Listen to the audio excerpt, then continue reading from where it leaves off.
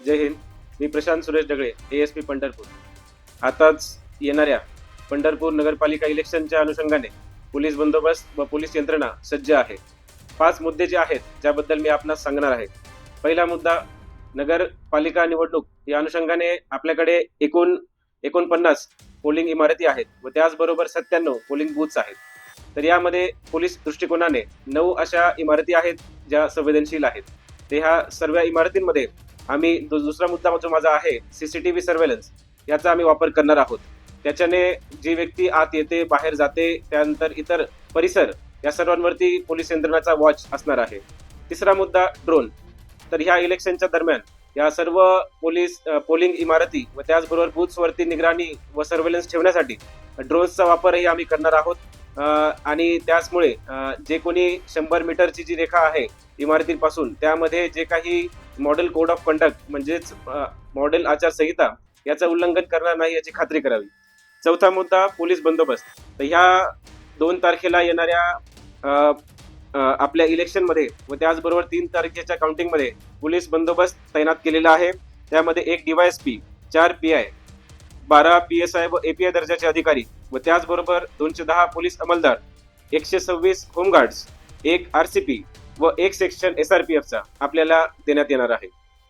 त्याचबरोबर 5वा मुद्दा, या सर्व नगरपालिकेची जी निवडणूक आहे त्यामध्ये पोलीस प्रशासनाने वेगवेगळ्या माध्यमातून कायदा व सुव्यवस्थेच्या अडचणींवरती आळा घालण्यासाठी प्रयत्न केला आहे.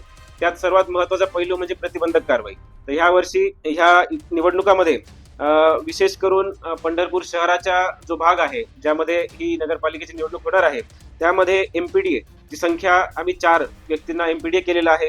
त्याचबरोबर 21 लोकांना तडीपार, जे आपलं महाराष्ट्र पोलीस ऍक्ट याच्या 55 व 56 सेक्शनच्या अन्वये 21 लोकांना आपण तडीपार केलेला आहे. हे पंढरपूर शहराचं मी सांगत आहे. 29 लोकांवरती 110 ची CRPC ची कारवाई केलेली आहे, जे की आता 129 BNSS च्या अनुषंगाने होत आहे. त्याचबरोबर 92 लोकांवरती 107 ची कारवाई CRPC च्या अनुषंगाने झालेली आहे.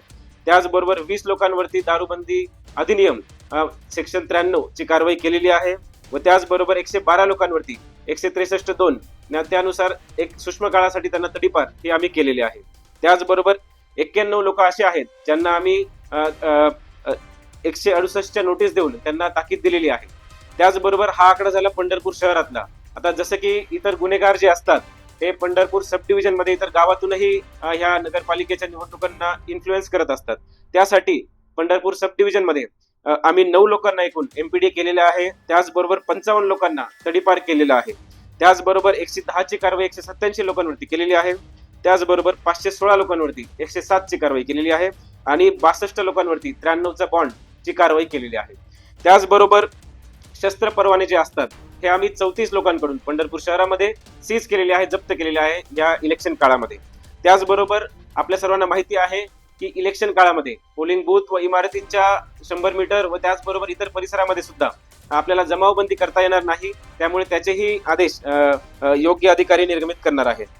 तर अशी ही 5 पैलूंमध्ये पोलीस यंत्रणा सज्ज आहे.